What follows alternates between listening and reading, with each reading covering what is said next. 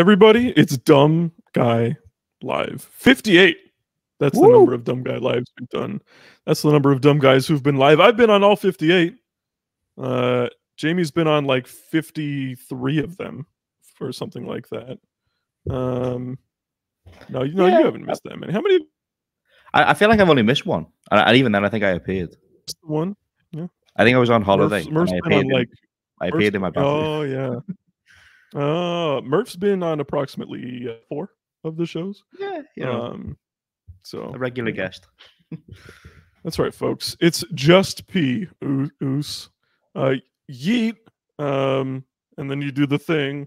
Yeah. And then you're somehow a top baby face. Yeah. Who won the Did Ricochet win the #1 contender? No, Jay. No, he won. Jay, didn't he? I'm the #1 contender. Yeah, my lookalike is the #1 contender. Ibu is here. Yeah. No, I'm just. Yeah, Jamie, you're never gonna believe this. I watched Monday Night Raw. I watched all of it. The whole thing. And I thought it was okay. I thought it was an all right show. I thought Ilya Dragunov versus Shinsuke Nakamura for being like 4 minutes or whatever it was like kind of awesome. Yeah. And I thought the Judgment Day stuff was pretty bad. And I thought the main event was kind of boring, but I liked the Ricochet almost killing himself and like having a ruptured spleen, trying to put was it Bronson? Yeah, it was Bronson through the announce table outside. So yeah, I don't know. Ricochet's on the up at the moment, so hopefully he gets some more stuff. But it's so funny that post-Mania Raws go. It was alright. Yeah. It's so funny that Damian Priest versus Jey Uso is the WWE Championship match now. like come on. Yeah. Come on, you guys. Come on. Sure You could have had Drew hold that title at least for a month, you know what I mean? Yeah. Like they're over and stuff, but come on, Yeah, I guess so. Damian Priest, bisexual Undertaker. Don't worry, we have bisexual Apollo Crews on our roster as well. So can you pull the photo up? I think it's yeah. Hold on, let's get that. Let's just go ahead and put that on there since he's listening. Jump scare. Oh, it's so good. Ibu, we love you. Hold on a second. let's be kind here, ZR. Jey Uso is bisexual P. All right, so let's get that right. But anyway, I'm glad y'all are here. I'm glad we're gonna hopefully a little bit of a break from all the Mania weekend coverage, and we can talk a little bit of Puro, a little bit of Japanese professional wrestling for you guys, because one of New Japan's 5 or 6 biggest shows of the year was also this past weekend at Sakura Genesis, of course. Takes place at Sumo Hall every year. And I thought the show was all right. I thought the show was okay, but pretty disappointing, I would say, overall, when you judge it against the standards of what you kind of think a New Japan big show is. So obviously we're going to run down the card from start to finish, but overarching thoughts off the top of your head, Jamie, about, once you've finished watching this show, or just any thoughts that come to mind? Yeah, but I'm probably in a similar position to you. It's kind of keeping up the trend of recent New Japan shows where there's maybe 1 or 2 highlights here and there, but majority of things are, if you're not kind of a completionist, it's relatively skippable stuff. There's a few interesting bits that we'll get into, and obviously the main event had a lot of people discussing the results. I'm sure both was fairly disappointed with the way it panned out, but there were definitely some things to take away from it for sure. Let's get into here. I didn't watch.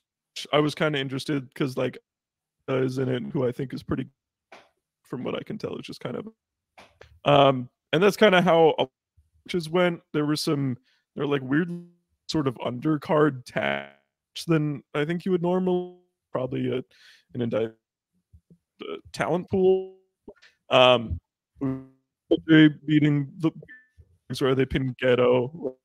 Had just 5 guys who weren't in a big match on the show, beating United Empire team, pinning Callum Newman, and then that and then we at the start beating Desperate.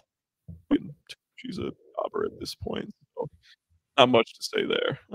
But in the meantime, we actually have a couple super chats to get through. Ibrahim and Yang. How do we find Regal's IP address and revoke his Wrestle Universe membership? Also, Suji losing tells me Finley was probably the New Japan Cup. A couple things there. First of all, I'm not worried about it. He's gonna they're gonna the Wrestle Universe thing. Nah, they're gonna see like what are they gonna recruit Canon or what Daiki Inaba to WWE? It's not happening. I just like what are they gonna do? What are they gonna do? It's a fake thing to me. Yeah, it is pretty strange that they're two big like Japanese signers, or at least one of them seems to be all but confirmed. But obviously with Julia, but also Nakajima. Both of those I don't understand. Like I don't know. It'll be interesting to see how those would look on on WWE. You know, in kind of their in-ring style, and particularly Nakajima. You know, with how he tends to work. So you know, it's early days with that sort of room, but we'll see where that goes. But the Finley thing, that was my prediction. But even then, I think they're probably going with Moxie, which we'll get into. So yeah, I don't think Julia's going to have any problem at all adjusting. The people who are like engagement farming and being like, oh my gosh, she's going to do headbutts, and then it's like, no, she's not. Like, no, she's not going to do that. I think she'll be fine regardless. Like, it's not like her matches are like, if you take away her shoot headbutts, her matches are like boring and bad now. Yeah. Like, no, she's like a fantastic wrestler. I think Julia's going to be fine no matter what. The Nakajima, first of all, I just want to. It's good that I'm actually really glad that Ibu touched on this because I kind of forgot about it. But the like Nakajima, I just have no like pulse on what he's doing or where he's at or anything. You know, I'm pretty tapped in to Puro, and I have a pretty good understanding of most things that are going on. And when a lot of things don't pass the smell test, or I have a decent intuition about these things. Nakajima is so unpredictable to me, like to the point where half the time I can't even really tell if he's like shooting on somebody or something like that. So yeah, I don't know. He's at the point with him where like kind of anything that he does just kind of it just pops me a bit. Like even if it's bad, like I don't even like I wouldn't want him to go to the WWE obviously just because like right. Ideally I'd like to see him in New Japan Pro Wrestling is where if he's going to leave, so I'd like to see him go. But just the idea of him doing that and what that would look like, I just think at this stage I'm kind of into it just to see what would happen because he's a bit of a live wire. Yeah, I would love to see him in New Japan too. Like he's someone they kind of need right now. With that being said, shout out to fucking Yuma Anzai for being the Triple Crown champion. You know who was day one Yuma Anzai believer? It was yours truly. It was me, and you can go back and check that shit. I will always believe in Auj, and I think they're a good promotion. Yeah. So for Suji and Finley, yeah, I think regardless, like I don't think like Finley wasn't gonna win the IWGP Heavyweight Champ. Maybe he was, which is like what. But yeah, I don't really think that was going to be the plan either. So yeah, I don't know. It definitely just feels like Moxley versus Naito, which we're getting this Friday, and we will be previewing that show for you guys. So stay tuned. A couple more super chats actually. $2 from the man who beat Chris Patton twice strikes back. Do you think the G1 will be good or bad this year? Kind of. Well, there was one. So talent pool is kind of bad right now. There's no Okada. There's no Ospreay. Right. That's a little concerning. There might not be an Ishii, which is a little worrisome as well. However, there's some encouraging things. The most notable of which is that I think the schedule kind of indicates that we're back to 2 blocks this year, which Oh my God, about fucking time. The format of last year's was like the worst part about it. And a lot of it, you know, so much of it just comes down to the match quality and the booking, right? Last year, I just felt like there weren't that many exciting matches for the most part. And there's just so much filler like in the tournament. And this year feels like hopefully there's going to be less filler and maybe a more streamlined approach. I just think the classic, and I've talked for a while, Jamie, but I just think the classic formula of 5 block matches, there's 4 like good to great matches, and then the main event is supposed to always be awesome. I think that is the perfect way. I don't think there's anything mess with that formula, and so this year. Yeah. Any thoughts on the Jew? Yeah, I'm in the same kind of spot with it. I think, you know, it'll be interesting to see where it kind of levels out compared to last year. You know, you consider the balance, like you said, of the, you know, the slightly weakened talent pool, but also the change in the schedule, which I think will do wonders for it. Because I'm absolutely with you on in terms of the just the 2-block approach being so much more ideal for the whole quality of the entire thing. But how they kind of fill that void of the likes of Okada and Ospreay, it's going to be interesting to see, because obviously Ospreay in particular was a real standout. Last year he was even getting good matches out of guys like Kenta, so taking him out of it, you know, it'll be interesting to see what they can put together with the guys they've got left. But you know, hopefully it's an improvement on last year's. One more super chat from Anjan, super loyal. Anjan serenaded us with, what is this? Oh, let the good times roll. Nice at the start of this show. Triple nose running Bushi Road. Hashtag yen good. Hashtag stomp. I don't know if you guys are aware, and I want everybody to sort of come in close while I say this. The yen is down. No. Okay. don't panic. Everybody just calm down. But folks, the yen is down. All right. Man, I'm like worried just thinking about it. I'm seeing people run around the streets from outside my window right now. It's going crazy. Planes are falling out the sky. Listen, if you trust Daddy P, the yen is down, but it's gonna be fine. Okay, it's gonna be fine. I'm gonna buy Bushi Road, and I'm going to. Actually, I'm not. I'm gonna buy New Japan and Stardom from them. That will. I don't know how the economy works at all, but that will stimulate the economy.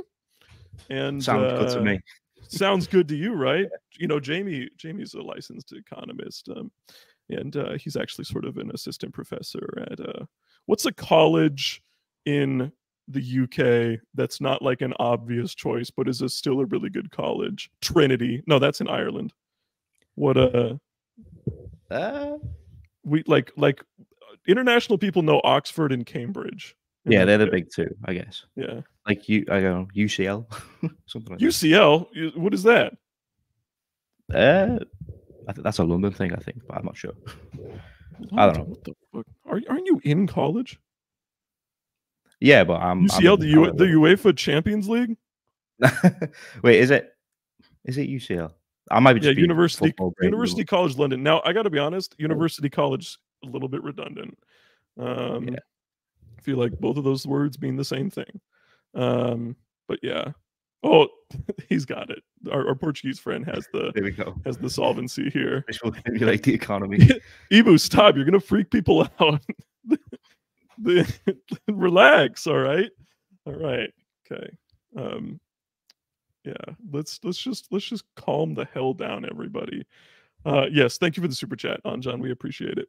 Okay, let's get to the meat of this show, which actually, the first title match on the show, I thought was the best match on this show, which was the IWGP Junior Heavyweight Tag Team Championship match. It was a 3-way match with the Bullet Club War Dogs retaining over Catch 22 and the Intergalactic Jet Setters, Kevin Knight and Kushida.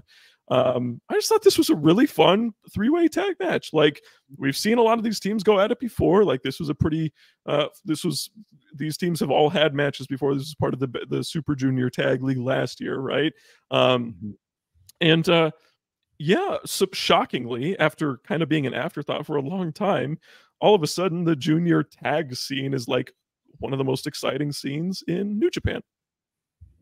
Yeah, it's been pretty consistent. It's kind of taken over from the kind of never title matches in a sense, in terms of like being the one match on the card that's pretty consistently good at the moment. You know, after Okada left. So, but yeah, this was my match of the night for sure. Just a really fun kind of spot fest sort of match with everyone getting their chance to shine. You know, great. You know, the points throughout the whole match. But I really enjoyed the kind of closing stretch with that had Intergalactic Jet Setters looking like they're about to get the win, and kind of the War Dogs sneaking in there with a really nice finish. But just super nice. Always good to see Kushida and Kevin Knight back in there, because obviously they looked for a while like they may be done with New Japan, and they absolutely showed again why they've got a lot to add to this junior division. So hopefully, you know, we can keep seeing them pop up every now and again. But yeah, just you know, more great stuff from the junior tag division. I love Catch 2-2, so you know, hopefully they can you know, keep getting good spots in there. But you know, the reign of the War Dogs goes on, and I'm not mad about it, because I think they're probably the best bit about Bullet Club right now, next to obviously Gabe Kidd. I've been really impressed by the by Dan Maloney. Drilla Maloney, right? Just coming back. Like last year, he was sort of his breakout opportunity in the Super Juniors, and I thought he was in that tournament. Like I thought he would be nothing. All of a sudden, they just do a quick switch, and he's part of the Bullet Club War Dogs. And all of a sudden, he's like must see, right? And he you know, War Dogs were a great act, and you know, it's just been really nice to see. There, and also I think the War Dogs was against to last on those July 4th. Remember those? Those were really yeah, just really. It's always really encouraging wrestlers just sort of in front of your eyes. I like good wrestling. I'm never one who's like, guy sucks, and so I'll always think he sucks, even if I see that clear improvement. So yeah, it's good. Meanwhile, a wrestler who I think has always sucked and probably will never be good is Chase Owens. And we had an IWGP Tag Team Championship match. Thank the Lord, Bishamon, Hiroki Goto, and Yoshihashi these titles from Chase Owens and Kenta. But as we've talked about on this show before, it was baffling that this Bullet Club partnership even had them in the first place. Not much for me to say about the match here. Yeah, agreed. It's an improvement, but it's an improvement that shouldn't have been necessary. The New Japan Tag Division is so dire. We've talked about this so many times. Bishamon obviously are an improvement, and they're one of the better tag teams just by default. They're obviously great in their own right, but just by kind of lack of alternative, they're the real standout team. The other kind of options there would be like, you know, TMDK, I guess, could be in with a shout for titles now that Alex Kovlin's retired. You know, it seems like the heavyweight War Dogs aren't on the table. So it'll be interesting to see where they go with these belts. But it feels like they need some sort of additions or some tag teams being made for them to be anything kind of worthwhile at this point. But, you know, Bishamon are obviously improving, like we said. So there's a positive in there. But, you know, the match isn't anything worth checking out, as I'm sure many people anticipated. Let's just move on from these thoughts. We could talk about this junior heavyweight title match, which well, actually, hold on. Before we're sad, you know what? Let's junior title match, and then we'll talk about what happened beforehand. I was trying to go in order, but yeah, Yo against Show, which should have been like, even though Show like fucking sucks in this gimmick, should have been a heated emotional match between this fortunate Yo just dislocates his shoulder 2 minutes in, and the match is over. So yeah, not much to report here, other than after the match, both Kosei Fujita and Doki came out too. So maybe two people who are in the mix in Best of the Super Juniors, but yeah, not much to say here. Yeah, it's you know, it's obviously, you know, hope for all the best for Yo. He can, you know, make a quick recovery. It's obviously never a good thing to see a match called called early like that, especially so soon into the match. But when we previewed this, not last week, but the week before, I believe, I don't think anyone was too excited about the prospect of this match. Obviously, a title match is never the most exciting thing on a card with the way House of Torture matches tend to go. But this is obviously a big one for both of them, obviously with a ton of history between them. So to see it kind of end so early in the fashion it did, it's disappointing, even if we weren't too keen on the match to begin with. I thought they did a good job in kind of setting up the kind of next steps, obviously earlier than anticipated, but kind of filling the time with the two new guys who challenged for the belt.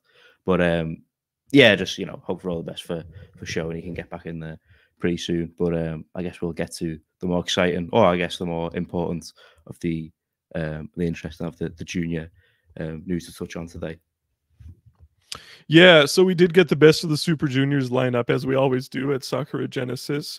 And some people have, we've had some sort of mixed reactions to it. But long story short, the lineup is Titan, fresh off of being in the finals last year of CMLL, Blake Christian of Ring of Honor. We have a couple Noah inclusions, Ninja Mac, friend of the show, Ninja Mac. We love the Ninja on this show. I'm very glad that he's in best of the Super Juniors. And not super happy about the other Noah guy, Hayata, who I think is kind of bad and boring, but to each their own. Ryusuke Taguchi, El Desperado, Kevin Knight, which is good to see, because like you alluded to, we weren't sure if Kevin Knight was going to do much more in New Japan after this year. That's a big question mark. I'm going to say more likely than not that he's not in it.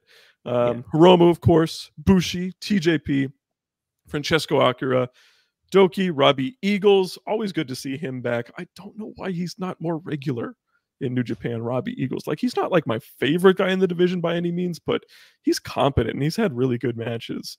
Taiji Shimori, Yoshinobu Kanemaru, Sho, Clark Connors, Drilla Maloney, and Kosei Fujita will get his first best of the Super Juniors look. So again, some of the people we had last year with Ace Austin and Mike Bailey and Leo Rush and gosh, who am I thinking of here?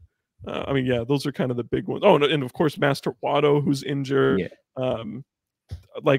That's really disappointing. Who won the tournament last year? It just stinks that a lot of these guys are not in it this year, and I feel like their replacements on balance. Looking at a Blake Christian, a Hayata, those are kind of the two that I'm particularly I'm not enthused about. I love Ninja Mac and Kosei Fujita's inclusion, though. It's just kind of a mixed bag. You know what I mean? Kind of a mixed bag for me. Yeah, I tend to agree. Definitely some exciting inclusions, as you touched on. Ninja Mac. We're both super excited to see him in there, and he's one of the. If you haven't seen Ninja Mac before, first of all, where were you when fake fan. A day one member of the Dumb Guy Live family, Ninja Mac. So, of course, he super excited to see him in there. He's super, always innovative and exciting. Some of the crazy spots he can pull out. I think he's going to impress a lot of people there. So happy to see him get that opportunity. Kosei Fujita has obviously been a standout of all the young guys. Even comparing him to like some of the heavyweight guys and the more prominent names, he's been a real standout and someone I think's got a big future. So happy to see him in the mix. But yeah, Hayata. I mean, he's of course he's a big name on paper because obviously he's had the Noah title a ton of times. But as we both kind of believe, he's not really the most interesting wrestler to see in there. So when you compare him to some of the guys who have for whatever reason dropped out this year, it's definitely not ideal. And then it's same kind of goes for Blake Christian, who's not one of my favorite wrestlers. But seeing Kevin Knight and Kushida again in there again, as you said, is definitely a positive. Obviously, we weren't sure how much more we're going to see of those two. Kevin Knight in particular, I think he's he's another one who's got a lot of potential. Kushida's not in it, I don't think. Is Kushida not? No, I think just Kevin Knight. Yeah, I think Kushida's not in the lineup. Yeah.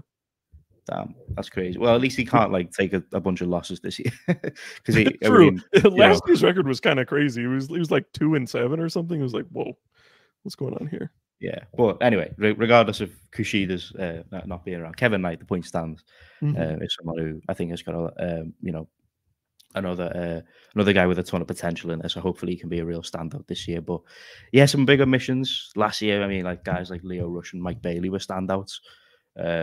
You know, kind of the MVPs in there, and obviously, you know, lacking them this year is going to be a big miss. But yeah, you know, hopefully they can kind of make up for it with some breakout performances for some of the other guys. But it's definitely does feel like a bit of a step down from last year's lineup. Yeah. Ninja, I'm just trying to think of who would replace Yo. Like they've really exhausted their junior division, with all the people that like there's like Ghetto, Yeah. like that's like kind of how bad it is right now. I guess they could pull in what's the guy's name who's been around fairly recently? Is it Musashi? The guy? Oh yeah, they could do. And that was a rumor. Right? Yeah. It would be cool to have him. You could add another Noah guy. Like they have so many like kind of like, yeah, I don't know. Like I don't want to be insulting, but like kind of faceless juniors on the roster, like Junta Miyawaki and Alejandro and people like that. I would love like Alpha Wolf or Dragonbane in there. That'd be pretty sweet. Sure. I would love a CMLL guy in there. But I don't know. This lineup is not the most exciting in the world. Like I would say out of everybody, the ones you can generally expect to have a great match on any given night: Titan, the Ninja, Desperado, Hiromu, Akira, and that's like it. Yeah. Like out of the it's like the entire group. Now there are other wrestlers in there who can have great matches, but not necessarily on a night out. So I don't know. It's just the most enthusiastic, but that does lead some excitement towards unpredictability as I have no fucking idea tournament right now, which is good because it makes tournaments way more exciting. Oh yeah, I don't know. It'd be interesting to see where they kind of go with it. I guess obviously when we previewed Sakura Genesis, we talked about the idea of, you know, a title change between Sho and Yo being very beneficial for the best of the Super Juniors. Obviously, you know, whoever wins that, you'd probably rather see them wrestle Yo than a House of Yeah, I wonder if Yo. Sorry to cut you off a little bit, but I wonder if Yo was supposed to win that title. Feels like it. It seemed impromptu the way Fujita kind of attacked Sho and Doki like stole the belt. I don't know. I feel like it was Yo's time, but I could be wrong. Yeah.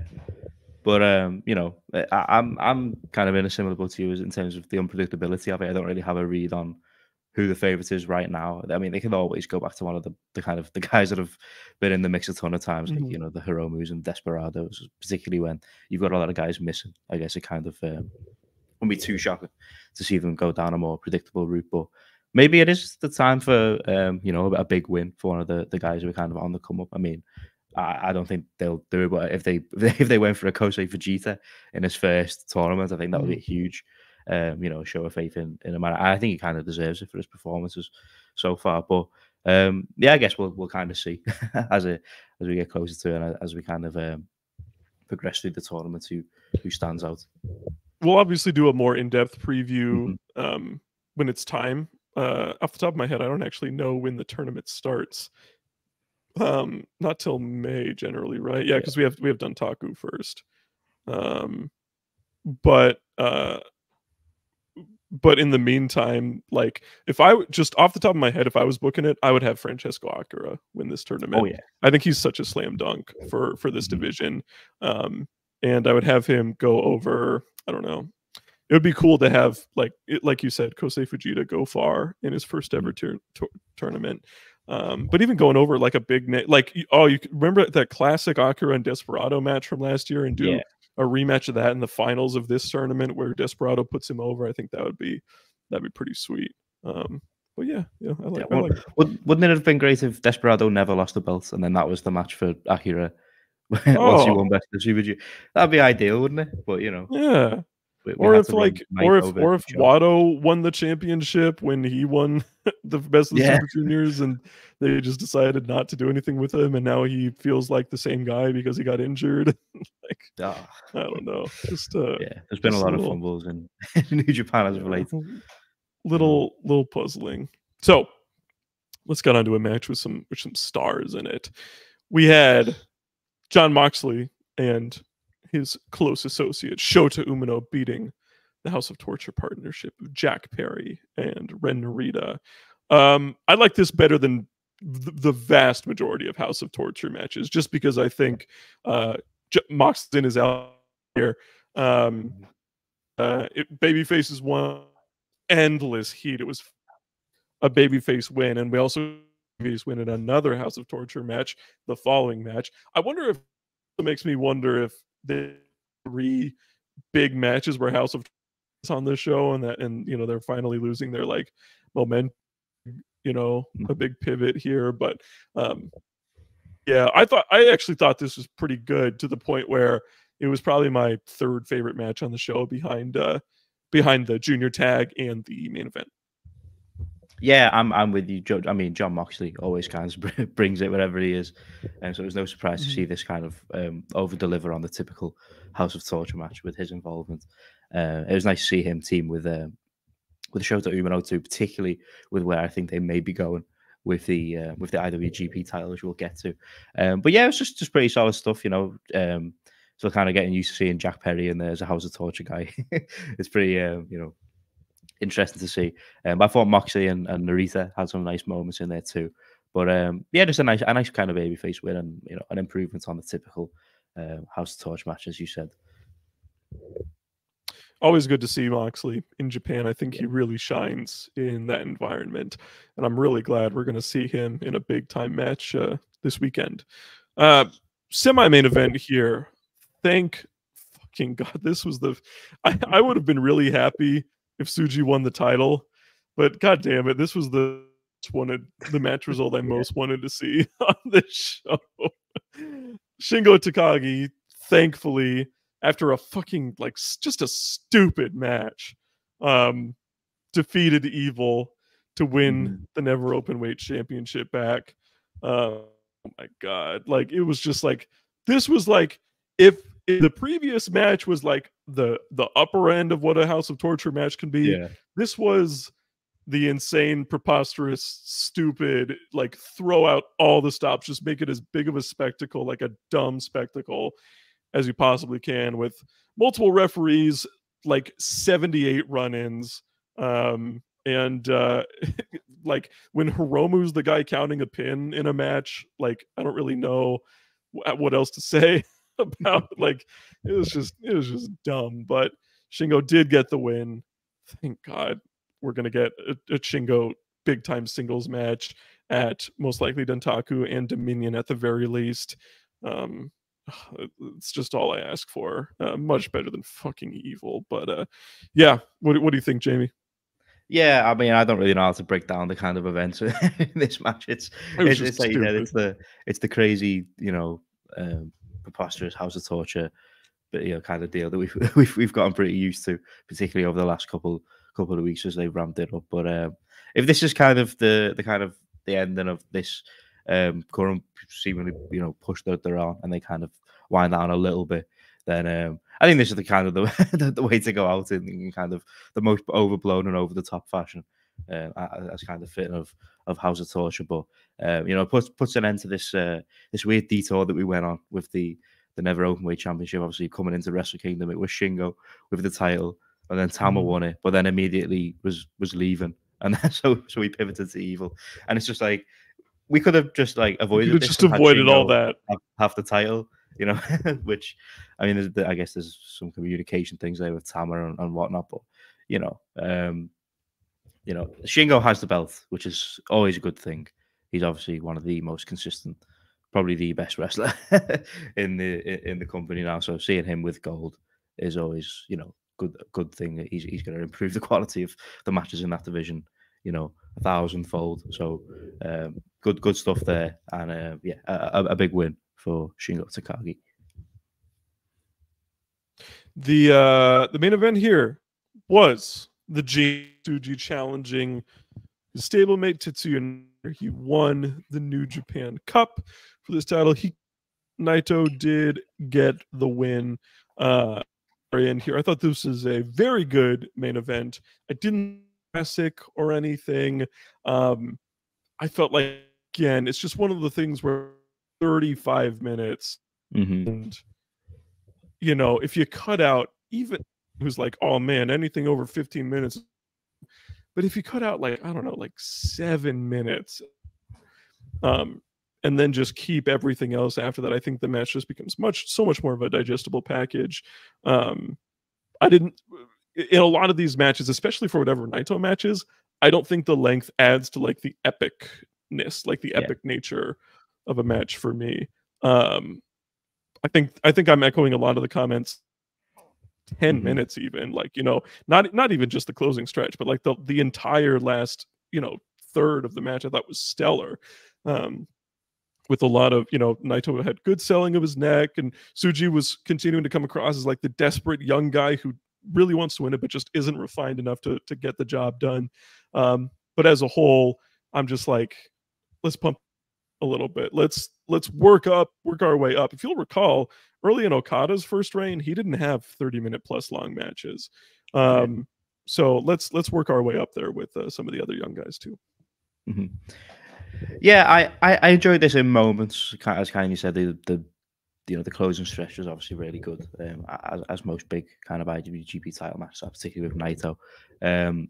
But yeah, the timing issue for me, I just thought stopped it from kind of being one of the, you know, one of the kind of big IWGP title matches that we talk about, you know, as one of the great matches. So I just think, you know, at this kind of stage of the game with Naito, particularly, I just don't think the kind of long, you know, kind of stretched out epics are really kind of his bag, so to speak. So I think, yeah, definitely could have shaved off a decent amount of time here. But when he did ramp it up, it definitely did kind of, you know, it started to look like the match we kind of hoped it would be. Apart from like the finish, which obviously I know a lot of people were kind of down on it in terms of the results. But you know, I understand where they're going with the Moxie thing, presumably, right? So disappointing for Tsuji in that regard, but you know, we'll hopefully they kind of go in the right direction following it. But yeah, just kind of overall a little disappointed in general on this one. I was kind of pretty hyped coming in with high hopes for Tsuji and this match, but I just think structurally it wasn't kind of laid out in the best sort of way. But yeah, as we'll get to, hopefully they kind of correct course in the coming, well, kind of this weekend. Right. Which we're going to get to. Yeah, so ultimately, I thought kind of a middling show. Obviously, we're building up. It was also kind of odd timing because we are getting this major Windy City Riot show right in less than a week, so kind of weird timing there. But yeah, it didn't feel like the epic Sakura Genesis shows like we've had in the past to me. And I think that's just you know, the state of the company right now, which is unfortunate, but it's also reality. If any company out there can recover from slumps like this, it is New Japan. Yes. I'm not going to delay any longer. We have a $20 super chat from Will Chisholm. Seeing Rossi having a hoodie on was kind of nasty. I don't think it's Japan like some people think, but I don't know. He was just, he may work with WWE, but not NXT Japan. You know, I think that's fair. It's just, he pops you so much. He's such a goofball. The thing is, I think, and I could completely, like, in a week I could be so wrong, but I think reasons that this weirds people that he's like all this WWE stuff and was like WrestleMania and things like that. For so long, like for decades and decades, WWE just completely and utterly refused to acknowledge any other wrestling in the world. Like they would sign people until like the like late 2000s. They wouldn't even sign indies. They would have people do like OVW and then sign people, right? So like considering that we've had less than 15 years of them even signing like independent wrestlers, and I think is so clear of like just how little they've acknowledged wrestling outside of the WWE bubble. Over the last couple of years, they started to see it more. They had the Evolve partnership right before the pandemic kind of closed that. We had the UK partnerships as well with Progress, and what was the other one? ICW, right? They had a partnership there as well. And then, of course, the one-offs like sending Kenta and Shinsuke to Noah, when he was Hideo Itami, right? Sending Charlie Dempsey to All Japan, right? Just all these different things, and then people like Nakajima teasing, and they're obviously signing a wrestler like Sari, who you wouldn't necessarily think of as like a WWE target. So I think just all that combining is just really weirding people out. Ultimately, I think WWE is kind of fine with acknowledging non-WWE wrestling. We literally saw the Young Bucks in the video package ahead of the main event of one of the biggest WrestleManias ever. So, I'll just have to believe it when I see it. My current instinct is that Rossi Dome or whatever it is going to be its own thing. Maybe they have some sort of like informal working relationship with WWE, but I think it's going to be pretty self-sufficient for its own part, just because I just don't know what's in it for WWE to have such a stranglehold on a company like that, which requires a lot of manpower and things like that. And I also don't, aside from the exposure, I guess I don't really see the benefit the other way too. But I kind of talked a lot there, but any other insight on this, Jamie? Yeah, no, I tend to agree on most of it. I think, I guess it's understandable, but I think, the kind of Rossi being around, and obviously, a lot of people, some of their favorite wrestlers are seemingly going to be involved in this.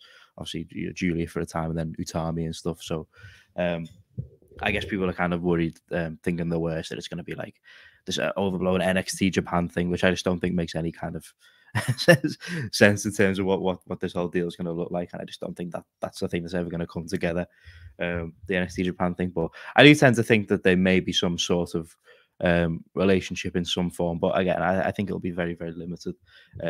You may see the occasional crossover, and I guess NXT may occasionally send one of their lower ranked maybe women's talents over there to kind of get a bit of experience, just in a similar way, like you said, to a Dempsey going over and working like a small All Japan tour, just to kind of get the reps in and experience different styles. But I don't think it's going to be anything too kind of overblown, and I don't think there's any risk of them taking over the scene or anything like that. I think it's kind of a bit of fear-mongering going on. But as you said, there's seemingly going to be an announcement within the next week for this Rossi promotion. So if it is, directly linked to WWE, I guess we're going to find out pretty soon. But I would tend to say, again, like you said, I'll believe it when I see it. But I certainly think it's possible that there's some involvement in some capacity, but I think it'll be minor. Thank you so much for the super chat, Will. We appreciate your support on the show. So, with that, let's get into this Friday's New Japan show in Chicago, Illinois, at the Wintrust Arena. That's a big arena, by the way. That's in downtown Chicago, and it's where like Dynamite was last year when they were in Chicago. So it's a big venue. It's sold pretty well last time I checked. I think they've done pretty good. Pretty good in moving tickets. I just went. So I went to. Was it also called Windy City Riot a few years ago when they went? Because in any case, I went to either the last or the second or like the one before that show that they did in Chicago, and it was like kind of a shitty building. Like, if I'm being completely honest, it was just like a big kind of cavernous warehouse. And yeah, it was just kind of bad. Of a venue. Now, I still thought the show was awesome, and I maintain that Minoru Suzuki versus Tomohiro Ishii is the greatest match I've ever seen, which was fucking incredible. But this is a different, like, this is like an arena that you would go, a good sized con. Yeah.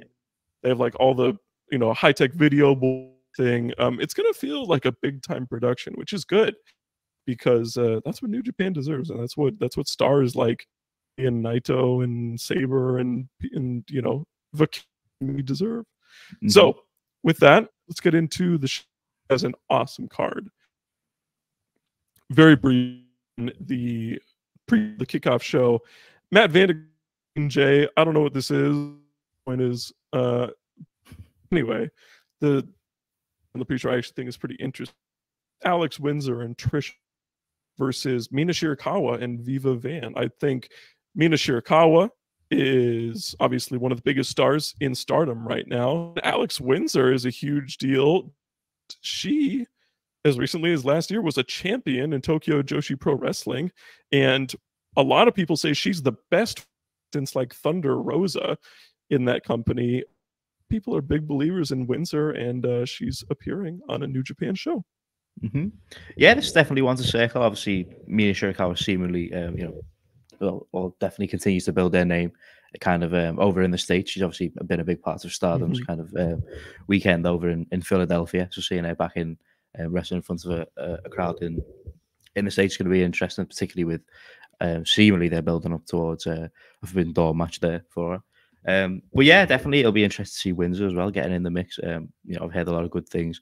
I've not seen a ton of Alex Windsor matches, but everything I've heard seems to point to her being, definitely someone to look out for in the future in terms of getting more and more opportunities, around the scene. So yeah, definitely want to look out for, and hopefully a big standout performance for Windsor, and she keep elevating her stock, and maybe we'll see her on a few more of these shows in the future.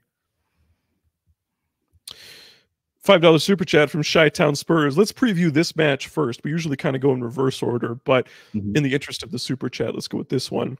I will be in attendance to cheer on the Scapegoat. Man, you wish Murph was here, don't you? Who do you guys think will be the mystery guys with Eddie and Gabe? That's a really good question. I don't really have like a line on this. Jamie, what do you think? Yeah, I'm not too sure. I mean, there's a few guys who could make sense in terms of being with Eddie. You'd assume Gabe's guys are going to be like Bullet Club sort of adjacent guys, the kind of war dogs. It could be like the what is it? Or what are they? The Bang Gang? what are they called? Oh yeah, that'd be crazy. That'd be kind of crazy if it was them. Anyway, yeah, continue. But yeah, I don't know for Eddie. I mean, there's always a few like outside the names who could be in the mix of them. I mean, I would never rule out a guy like Homicide or some shit like that. Be with Eddie. It'd be cool to see Shibata get in there with him. That would be cool. That'd be awesome. Very unlikely. Gabe being in there, but we'll see. We'll see. Yeah. I think it's possible. But I'd definitely like to see him in a New Japan ring again soon. So maybe this is the spot for him. But yeah, there's not kind of an obvious pick here with Eddie, so it would definitely interesting to see. But I think regardless, just kind of with the two guys that we know are going to be in the match so far in terms of the team leaders there, it's a promising start for what this match is going to look like, because we know that these two are obviously excellent pro wrestlers and just going to beat the shit out of each other. So if they can put two pretty solid teams together, I think we're in for a very fun multi-man match here. Yeah, I'm looking forward to it too. Man, there's like ways they could. It would be cool to have like Mark Briscoe. Yeah, I think that'd be a lot. You wonder if Honor guys could get involved. Kid and Kingston just have all this animosity, and they've fought at this point. I don't know. I'm excited. I like that. I kind of don't know. Right out of the gate.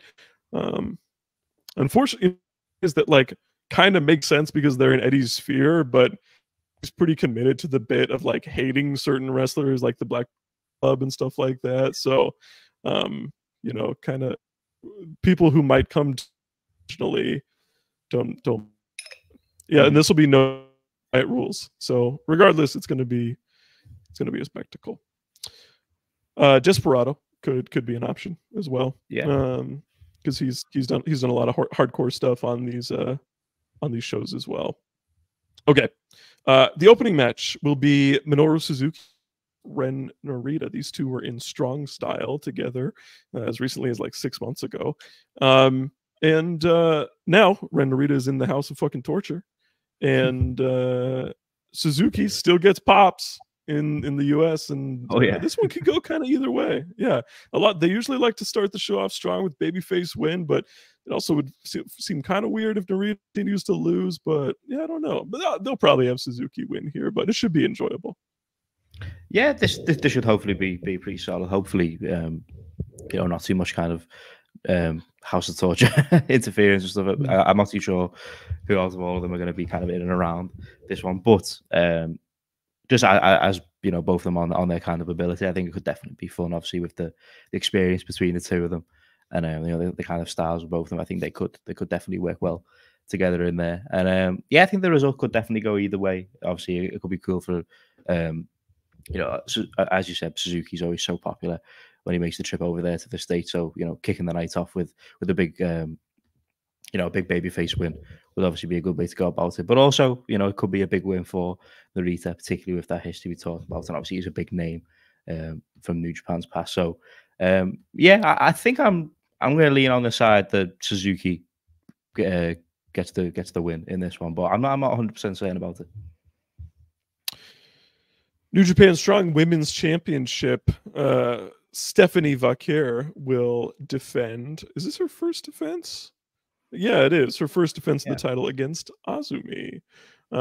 So kind of a rare U.S. appearance for Azumi, as Stardom, obviously relatively new AEW partnership, continues to build a bit of a foothold in the United States. Taro Okada was backstage in AEW as recently as a couple weeks ago.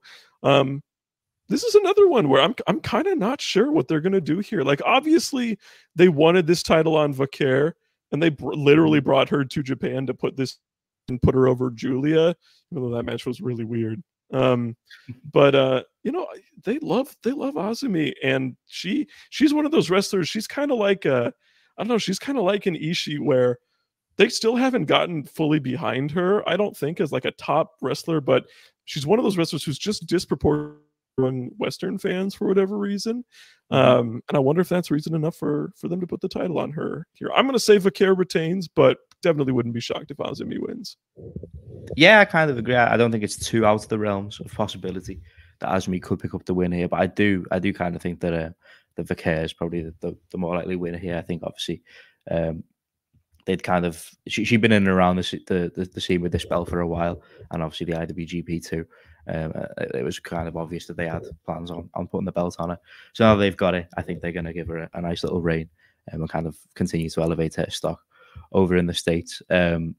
Also, it seems like there could be a possible match with Willow Nightingale in the future for Vaquer. So maybe that's something that they hold off on down the line after their interaction in the CMLL match not too long ago. But yeah, hopefully another great showing for both of them, and obviously Azumi. She was another standout in the Ring of Honor 6-woman tag that we touched on earlier. So hopefully she can continue to elevate her stock as the kind of Stardom continues to get more and more of a foothold in the United States with the AEW partnership that's just kind of getting going. I imagine we're going to see more and more Stardom names popping up over across the US, whether it be on Ring of Honor, AEW, or these New Japan shows. So Azumi is definitely someone who's going to be a big player in that regard. So hopefully, regardless of the result, this kind of delivers, and both can put on a good performance. But I'm going to say Vaquer retains, as you did. Let's go next. Here we have the New Japan Strong title tag titles up for grabs in a 4 corners match. That generally just means 2 in. Two of the 8 wrestlers are in at the same time. But it's God, Phantasmo, and Hikuleo. Hikuleo's been rumored to sign with WWE. So the result of this match could be indicative of potentially his ex. They're defending against the teams of Fred Rosser and Tom Lawler, the West Coast Wrecking Crew, which is interesting that the West Coast Wrecking Crew are on different teams, and then as well as TMDK, Mikey Nichols, and Shane Haste. This one should be good. Like, most of the wrestlers in this match are like pretty good, and hopefully the 4 corners aspect will keep it exciting. I would be happy with any of the 3 teams getting the title change here, but I'm partial to either Lawler team or TMDK getting the win here, but kind of don't really have my pulse on this one either. Yeah, I'm hoping on a title change too, but I'm not. Pretty similar to you. I'm not entirely sure who it would be. There's a few possible candidates. We talked earlier about. I mentioned earlier about the TMDK team. Seeming like they an obvious standout for like the IWGP tag goal, just out of like a lack of alternative. But maybe they want to predominantly stay in the United States, so we could see them pick up the belts here. I wouldn't rule out the West Coast Wrecking Crew in this one either. They've been kind of predominant on New Japan Strong for a while now. I'm not fully up to date with the reasoning behind them not being on the same kind of team with Rossi, not Rossi, Tom Lawler here. So I'm not 100% sure of the dynamics, but I think I could see them picking up the belts here. But I think I'm going to go with TMDK on the basis that maybe they're going to be more stateside than in Japan overall. But it could go any of the four ways, really. This is a pretty unpredictable one, which should make it a lot of fun. We've got a big-time singles match here. Jack Perry versus Shota Umino. The Scapegoat is taking on Shota Umino. This is a rematch of a New Japan in the first round that they had. Perry got the win in that one. Feels like they're going to let Shota get his win back here against the Jungle Boy. Yeah, I'm like already so sick of Shota Umino constantly fighting House of Torture guys. Yeah. Just like move on. You're Shota Umino. You're like the chosen one. Anything else, please? I'm sure it'll be fine. I don't hate Jack Perry or anything, but I don't know. I just am having a hard time like getting invested in this one. Yeah, I'm at a pretty similar point. I'm hopeful that as we're going to get to kind of towards the end of this card, that Jack Perry's kind of future will be away from House of Torture and a bit more kind of big things in his future after this one. So I would tend to agree on him getting the win here and kind of progressing past this seemingly never-ending feud between him and the group. I'm hopeful that the match could be good. I'm a fan of Jack Perry. Obviously, I don't love him in House of Torture. I don't think anyone really does, unless you're like a bit of CM Punk fan. They just like seeing him get punished or whatever. But I hope that he can kind of get back into form pretty soon, whether that be in New Japan or if he returns to AEW. But yeah, hopefully a win here for Shota and he kind of progresses with the car. But they can definitely have a good match, these two. It just kind of depends on what sort of direction they take it and how kind of House of Torture-ish it gets in there. Yeah, I think Shota Umino wins here just to get the win back. So the next match I'm really looking forward to. Hiromu Takahashi versus Mustafa Ali, who will be New Japan debut on this show. Hiromu's one of the best in the world. He's cooled off a little bit recently, but no reason he can't turn it back on. And Mustafa Ali is somebody who I've always been a fan of and a believer in as a wrestler. Both great in-ring talents, both charismatic guys. When you put him in the right setting. Hiromu is for sure. Mustafa when you get him. And yeah, also hometown stuff for Mustafa. He's a Chicago native, so this should be really good. I'm looking forward to this one. Yeah, this one should be this definitely one to circle. I imagine the crowd is going to be super hot for this. Obviously, as you said, the hometown factor with Ali should hopefully play a big part. But Hiromu too, he's always a very popular guy when he makes the trip over, and his work's so exciting that he'll just naturally get over in the building, with his work. So this should be a really exciting one. Mustafa Ali is someone who I've never been like incredibly high on him, but I've definitely I see why there's always been a push for him to get kind of more and more opportunities. And since he's been out of WWE, he's obviously done the stuff with TNA, but I don't think there's been any too like major highlights.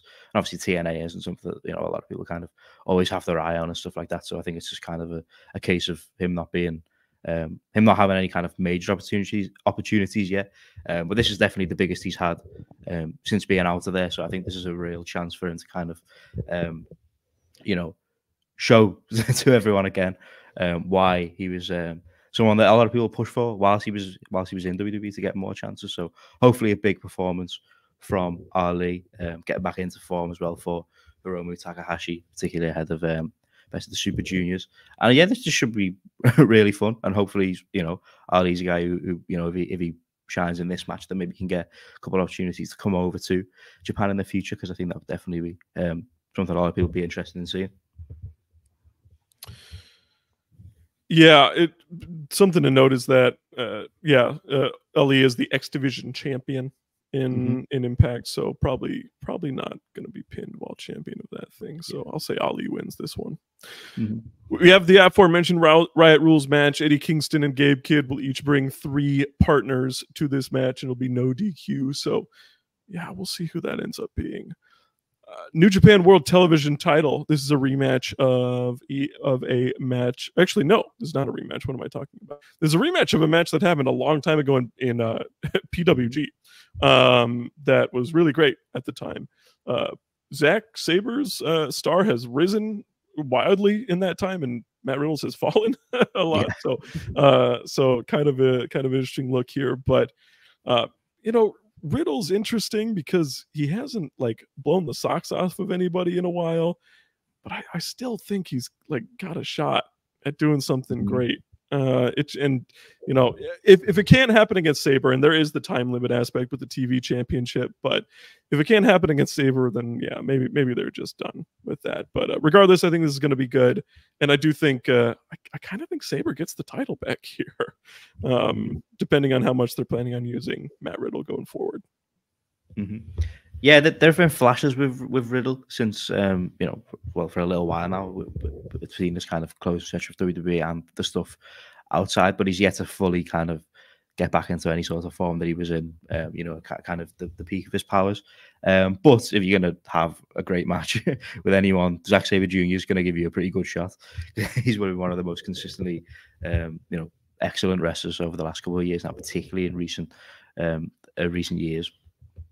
But the result is one I'm really not sure on. I think when Sabre lost the belt, I think he was one of the guys who we kind of circled as someone that New Japan really need to, you know, begin to build up, and he's someone who should be in contention for like the IWGP World Heavyweight title in the coming months and stuff like that. And definitely feels like a guy who could be the next top international star. So seeing him pick up the belt again would feel like a kind of sideways step, or I guess a step down from where he should be going. But at the same time, it just feels like he's a much more established guy on the roster than a Riddle. So maybe they do go with a time limit draw here. Maybe that's kind of how they get out of it.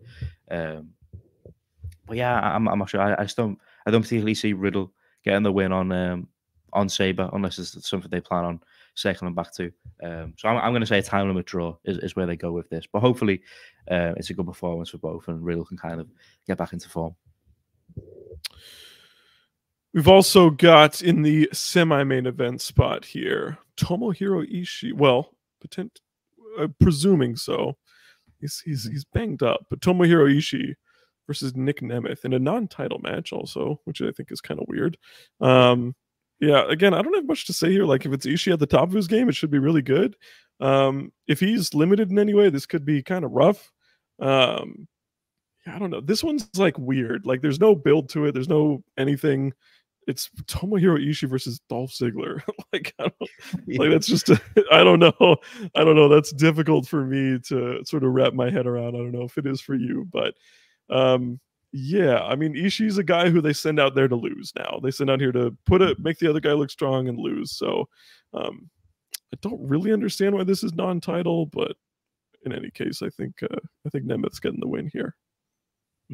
Yeah, it's a similar one to the match that we just previewed in that in a sense it's someone that, you know, an international star that New Japan have kind of brought in and put a title on them pretty quickly, but also someone that hasn't kind of lit the world on fire as of yet in their kind of post-WWE run. In there with a guy who almost always has a great performance on the night. So hopefully it can kind of deliver, if it even is to happen. Obviously, we don't really know the full extent of Ishii's situation, but it does seem like he's hurt. But if it does go ahead, I'm hoping that it could be, you know, so yeah, at the peak of Ziggler's powers, this would be excellent. But I'm not too sure what stage of the game we're at with Nick Nemeth here and what kind of level he can hit. But you know, Ishii always brings it. So if this match does go ahead, I think this could be a real good one. I don't know why it's not for the belt. Has he defended the title yet? Because I know he's had matches, but has he like actually put the belt on the line? He had a match with Macklin that I thought was for the title, and I don't think it was. And I'm not sure if he's defended that belt yet. No, I'm just not see here. Nope, defended that title since when? Yeah. So but, you know, and he's still not defending it here. Yeah, which is weird because, as you said, right, Ishii is like he's a guy that makes you look good in a loss. So if you're gonna have a first defense, that would have been a pretty good way to go about it. But I guess not. So hopefully, as I said with the last match with Riddle, it can be a really good performance for both and something that kind of allows them to really kick on in this post-WWE run and kind of build up form, particularly if he's going to be sticking around with New Japan for the foreseeable future. Finally, the main event, and this truly is the main event. This is, I think, this is a good card, but I think this is far and away the most interesting and most exciting thing on the show. It is Tetsuya Naito defending the IWGP World Heavyweight Championship, Jon Moxley. And God damn it, I want there to be a title change here. I want Jon Moxley to win this championship, be holding it going into Forbidden Door. It's just time. I've just been so kind of unenthused by Naito being champion, and promotion just needs a shot in the arm, something like really exciting to happen. We got a taste of it with Tsuji winning the New Japan Cup, but man, this could be the moment that's like, okay, New Japan's actually taking a bit of a risk here, going out of their comfort zone and telling us what we want, giving us what we want to see. Man, I think regardless, this match is going to be great. Like, big time Moxley matches literally never disappoint. Like, they're always fantastic. So it'll be great no matter what. I think the dynamic between these two is going to be really enjoyable. Both of them are guys who kind of are good at getting under their opponent's skin. So I think that'll be a good dynamic as well too. I just really intrigued and excited by this main event tonight. And I hope, and you know what? I'm going to say they do it. I'm going to say they pull the trigger on Jon Moxley winning the IWGP World Heavyweight Championship here. Yeah, this one's huge for the kind of direction of the promotion. It certainly feels like it. That felt like the case in the main event at Sakura Genesis. I know a lot of people were disappointed with the lack of a Tsuji title win, but this was with this in the kind of the backdrop. I can understand why, particularly if they're going to go with the result here. But it certainly feels like if they're going to start to pick up form again and kind of get back to where they should be as a promotion, I don't think there are a few guys. I don't think there are many guys who could do a better job in that position and kind of leading the company out of a bit of no, it's not a total crisis, but it's definitely down on where they should be than Jon Moxley. We've seen it a handful of times now in AEW. When kind of their champions have gone down and they've needed someone to step up. Even in times when it seemed like Moxley was going to take time off, he's jumped back in and kind of steadied the ship and brought them back to form. So it certainly feels like he could be a guy to do that for New Japan temporarily. And as you touched on before when we talked about his tag match, Sakura Genesis, he's always incredible and brings it in the New Japan ring and any ring really. But it's always great seeing him in there for New Japan Pro Wrestling. So hopefully, this Friday we see him pick up that title. The match, as you said, should be really special regardless. I imagine the crowd are going to be super up for it. I think it was kind of a big part in the big ticket sales for this event. Obviously, Moxley, a huge name in the States, and obviously Tetsuya Naito, one of the most popular guys in the promotion. So, going to be super heated and super hot crowd, I imagine. And I also think they're going to do it. I think the idea of Moxley having the belt. And then Shota Umino potentially being the guy who dethrones him and really establishes that he is kind of going to be the next kind of ace in this new era of the promotion. I think that's the way to go about it. I think that is where they are going to go with it. But it'll be interesting to see how long, if Moxley does pick up that belt. Yeah, it could be a Dominion thing. It could be a Forbidden Door thing. It could be. I mean, I don't know. If it's me, I don't see another great Wrestle Kingdom main event that like jumps off the page at me that's better than this. But it's all up to, obviously, you know, there's AEW considerations that have to be taken care of. But I don't know. I can't imagine that Tony Khan would hate having his wrestler hold the title into the main, you know, heading into the main event of Wrestle Kingdom. And yeah, but man, I really want it to happen. You know, I've seen a lot of people talking about, oh, like, would AEW let one of their top stars be kind of predominantly a New Japan guy for so long? I mean, I would understand that maybe a year or so ago, but if you look at kind of the additions that AEW have had to that roster, I mean, you know, I'm sure after signing, you know, Will Ospreay and Kazuchika Okada, Tony Khan will be willing to lend, you know, his partners there, John Moxley for a period of time. But it would definitely be interesting seeing an AEW, you know, predominantly an AEW guy roll into Forbidden Door as IWGP Heavyweight Champion. That would be kind of an interesting time, you know, for that show. But I think a Forbidden Door title change could be on the cards here, just with kind of that AEW New Japan elements.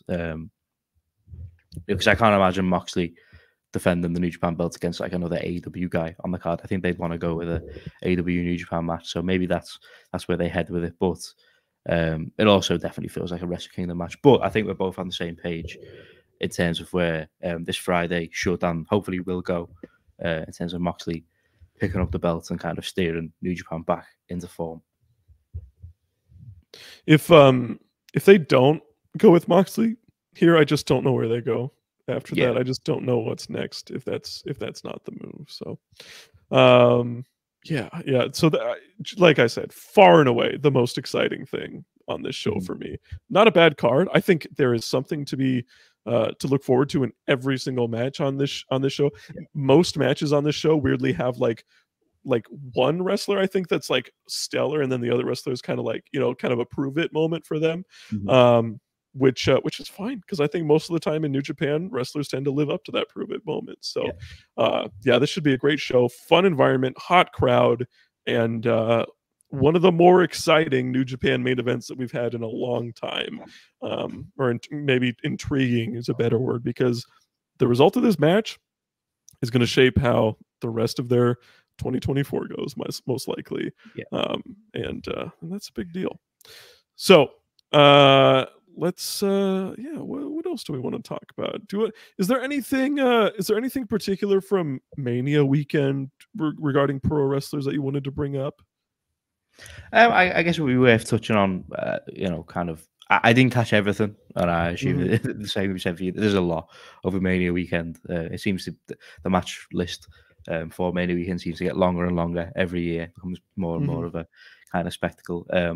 But I guess Stardom were kind of a big story throughout Mania weekend, particularly with the kind of AEW, also the Ring of Honor involvement over there. They obviously had their own show, and there wasn't anything to stand out outside of the main event. Micah defended the World of Stardom Championship successfully against Megan Bayne in Philadelphia, and it was a fun match. It wasn't anything below away in terms of, you know, previous Red Belt matches we've seen, but it was another solid title defense from Micah. Interesting to see, kind of, you know, she usually comes into matches outmatching her opponents in terms of like power and stuff, and she's usually the more physically dominant one there. So it was a more interesting dynamic to see her kind of her match in that kind of regard, and they had a fun match. But I think the real standout was for, you know, kind of Stardom and Joshi Wrestling across the weekend was the Ring of Honor 6-woman tag that we had, which obviously had a lot of eyes on it, a lot of eyes on the product. Sai Kamatani, Azumi, and Tam Nakano taking on Mina Shirakawa, Micah, and Mei Sarah. And I think this was pretty much the perfect way to kind of go about introducing the AEW and Ring of Honor audience to Stardom stateside. I think, you know, you had a lot of the big names in there. Obviously, Micah, current champion, you know, former red belt and white belt champions in there, and obviously Azumi and Mei Sarah bringing the high speed element into it. I think definitely got over huge on the night. So I think that it was pretty, you know, a pretty successful weekend for Stardom overall in terms of their kind of involvement. And it'll be interesting to see where they go with it. They're seemingly going to be involved in Forbidden Door. It seems like it could be Tony Storm and Mina Shirakawa in some sort of like, well, you'd imagine it'd be for the AW title, but there'd also be some sort of custody of custody of Mariah May. Yeah, custody of Mariah May kind of deal. I haven't forgotten her name for a moment there. So that'd be interesting to see. I think their dynamic could be pretty fun. But yeah, I didn't catch everything over the weekend, but I think Stardom definitely were a standout. But was there anything over WrestleMania weekend, whether it was Stardom or anything else, that you kind of want to get into? Even Mania itself, if you want to touch on anything.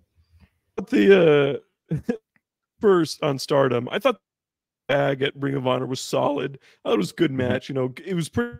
If you would give me all reasons of how good it could have been, bad it could have been, this the literal middle of what I would have expected based on this match.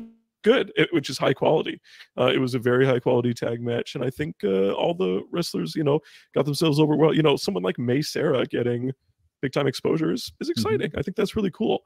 As somebody who's followed essentially all of her career back to her Marvelous days, yeah, I think that's really cool.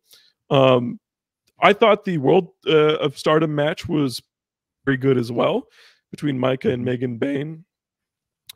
Megan Bayne, you know, she's still putting it all together, but I think she's great. Like, I think she's gonna be somebody, if she is, you know, gonna stick around in All Elite Wrestling. I think she's somebody who could be like a really big deal for that company.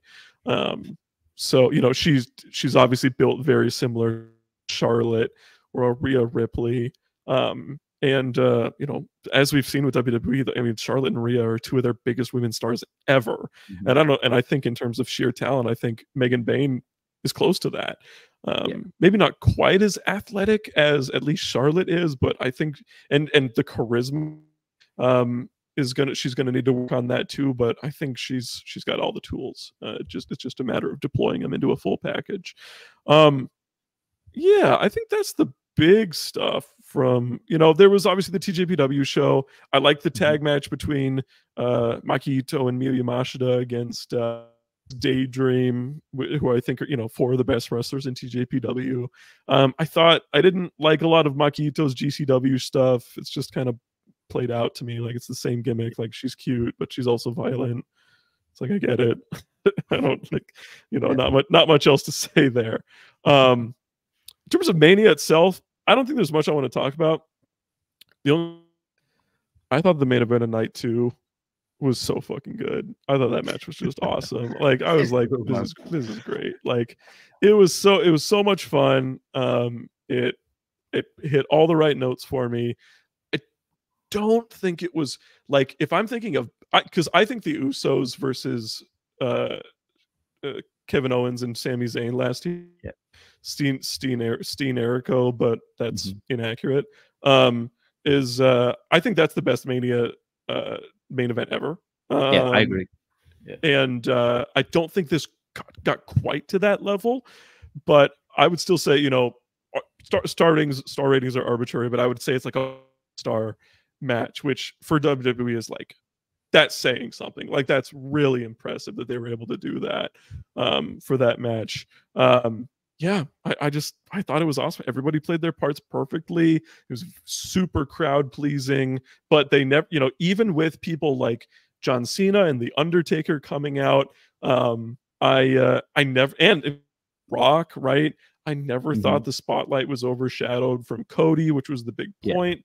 Then the coronation at the end sort of made it. So I thought that was, there was nothing else that I thought was actually excellent on either show, which I watched all of both WrestleMania nights, including Gunther versus Sami Zayn, which is like, how is that not excellent? I know some people like really liked it, but I thought that was like, that could have been so much better considering how good those guys are.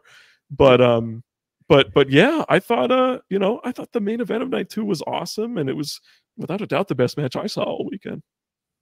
Yeah, I agree. I think you know, it was definitely one I was very fired up for. I'd done obviously for the past 3 WrestleManias, I kind of did a feature on Cody Rhodes in terms of one when he moved over there, then for both of his Roman matches. And I talked about this match, kind of, you know, the last match last year, Mania 39, was more of a straight up wrestling match outside of like the kind of interference in the finish. Whereas this one was more of kind of Avengers Endgame. You know, kind of, and there was a lot of wrestling for the start. It was obviously like a 30, you know, a half an hour long match. It was kind of only the closing stretch that really got crazy. But in terms of, you know, the big moments, it was like WrestleMania spectacle kind of at its best, and it kind of kind of delivered on closing out, you know, a reign of that length. It kind of, you know, felt like the right kind of moment and setup for it all. So that definitely delivered. The Gunther and Sammy match I love, but I don't think it hit the heights of the Gunther's last WrestleMania match, the triple threat.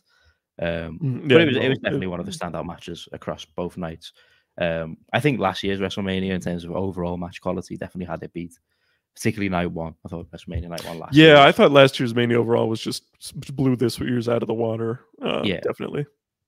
Yeah, but I had fun with a lot of the other stuff, even if it wasn't like in ring kind of stellar. There were fun spots throughout all of it, and it's always just a fun show to kind of sit back and, you know, just to kind of enjoy the whole spectacle of it all. But yeah, I kind of close out, you know, WrestleMania, this year's WrestleMania weekend, a very crazy and hectic time to be a wrestling fan, particularly if you're someone who tries to like enjoy like all of it, which is if you try and do that, I think it's like physically impossible at this stage for Mania weekends. There's too much, but there's definitely something for everyone in there at this stage, which I think is great.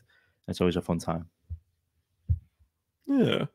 I want to quickly talk about one other promotion. Move on to our close as always, and that the April Fool Cork and Hall show this week. I don't know, Jamie, were you able to see any of this show? I've not managed to. No, I heard good things, but I've not. I know it's been super busy. It was the main event, like, started momentarily after, you know, a half hour of one ending, so I completely understand if people didn't get to it. But this was another really good big DDT show. They're doing wrestling. Like, I know the comedy is like the fun, but their main event stuff is all about the wrestlers right now. And I thought there were two excellent matches on the show. One and they were both time limit draws, interestingly enough, but one was a match between Shinya Aoki, the MMA legend Shinya Aoki, and Chihiro Hashimoto, the Joshi star. And of course, they both have major grapple backgrounds, and it was just really hard hitting. And weirdly enough, they're kind of similar sizes, and so it like felt kind of evenly matched as well. So this was super fun. Just 15 minutes. Nobody got the win, but it was it was just like it's very different from anything you'll generally see on a major show from any of the big companies, aside from maybe the occasional Noah match or something like that. So that was worth watching. But then what the real highlight was, and I just keep Yuki Ueno in the main event, he teamed with Mao against Zack Sabre Jr. Man, great half-hour time limit draw tag match. It just felt like a major Cork and Hall match. I loved that the time limit draw earlier in the show made me think, oh man, there's no way they're going to do a draw this time. So I'm biting on every near fall, every submission straw at the end. Sabre was the star in this match. He just came across as a big fucking deal. But yeah, I mean, Ueno had great chemistry with Sabre, which is just like a combination that's never crossed my mind, and all of a sudden it's in front of me, and I'm like, wow, that's. So I just have to shout out DDT for doing a great job this weekend in a weekend where last year at this time they went and did a show over in the States. I much prefer what they did this year, which was have their actual Cork and Hall show in Japan and do what they do best, which is the wrestling. So yeah, just wanted to shout them out. Yeah, I was going to say that they're definitely kind of in contention as you kind of look at the status of all the other promotions in Japan for promotion of the year, particularly over there. Which, and I think a lot of people probably know this if they've watched the pod for a while. DDT are a promotion that I always kind of have a close eye on, but and hearing the lineup for that show is definitely another one I want to check out. But I've definitely been watching a lot more of it this year than I have in previous years, and that's just kind of down to the product generally improving. As you said, the guys are you know, wrestling and stuff, and you know, they've got behind Yuki Ueno as a top guy, and I think you know, as they kind of continue to build up guys, I think it's definitely a promotion that's on the up. They can continue this trajectory. So yeah, we'll get back into the way we're heading there. But I just thought I'd say, you know, DDT definitely an early contention for promotion of the year. I'm gonna text Murph and see if I can get his motherfucking week for this. That's me up there, sort of busting onto my shirt. But Jamie, as always, kick us off. This is a tough one, as I said. You know, WrestleMania weekend. There's so much wrestling, and there's so many people to pick from this week. I could pick from, you know, a number of people, whether it be a WWE guy, AEW, across all. I think we should make the Code Man our collect. That's valid. Yeah, that feels right. You know, that's you know, he obviously had the biggest moments of the weekend and kind of capped off, you know, his story, his very long story, and it just felt like the perfect closing moment to WrestleMania. But my beast of the week, and this will pop some people, this may annoy some other people, but in terms of what my gimmick as a wrestling fan and what's popped me most about WrestleMania week, I cannot go for anyone other than Rossy Ogawa this week. Yeah. This has been the highlight of WrestleMania week for me as a fan, is the consistent updates of this guy, who every single photo this guy posts is somehow funnier than the last one. He's been in there with Stephanie McMahon and the US Express, and he's been in there with his VIP pass and his you know, he's popping up at the Hall of Fame and stuff like this, and with his hoodie and you know, just following the updates. And obviously a lot of people are very afraid of the connotations of Rossy's involvement at WrestleMania, but just as someone that just like pops with everything that this guy does, seeing him kind of, you know, have the attention on him weirdly. It's just like this week, it's become a story. Like all the drone accounts too are like, he's become one of their guys. It's quite fun. It's like, yo, Rossy's here. It's just very funny. So it wouldn't feel right if I didn't pick Rossy Ogawa for my WrestleMania week beast of the week.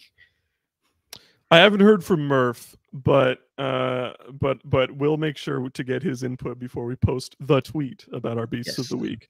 For me, this is somebody who had a long journey to get to where and won a world title of his own this weekend. Before I say that person's name, I just want to point out I only watched the Stardom match and then the last two matches on the Ring of Honor Supercard of Honor, and I did not realize that they did Dalton Castle versus John Morrison, and it went 22 minutes. What? It was certainly a match that happened. You know, what were they thinking? I don't know whether to tell you that you should watch it or shouldn't. Like, it was like really bad, but like I almost feel like you should watch it just for the like just to see it for yourself. It is I don't know. It's really the poor boys gone. But anyway, the person who won their title this weekend was Mark Briscoe. Yes, who won the Ring of Honor World Championship from Eddie Kingston for the first time in his career, following the footsteps of his late brother, Jay Briscoe. Obviously, I think that he wouldn't be in this position without the horrible tragedy that happened. But with that being said, all that matters is what you do with it when you are given this opportunity. And I think Briscoe has more than lived up to expectations in terms of being a main event wrestler in Ring of Honor, and I think on his own merits, he has earned his way to this match and to this championship. And so I'm very happy to say that that Mark Briscoe is the Ring of Honor World Champion and my Beast of the Week. All right, so Cody, Rossy, and Mark Briscoe. We've gone from the two most nonsensical people in wrestling to Mark Briscoe, who's perhaps the most no nonsense person in wrestling, and I think that's a fitting microcosm of what Beast of the Week can be. So with that, we'll be back. We'll review this shit next week with Windy City Riot review. We'll preview maybe some Duntaku stuff. Hopefully, we're coming back here with John Moxley as the IWGP World Heavyweight Champion. We may even have a Rossy Ogawa announcement next week. A Rossy Ogawa. It's going to be Rossy. Finally, you know, a name for the promotion. A roster would be nice, you know. So maybe and maybe even if we play our cards right, maybe even the yen will be up. If maybe in the next maybe Rossy's promotion is what does it. Maybe this is going to be the big shift. All right, everybody. For Jamie, for Murph, who couldn't be here, it's P, and we'll catch you next time on Dumb Guy Live.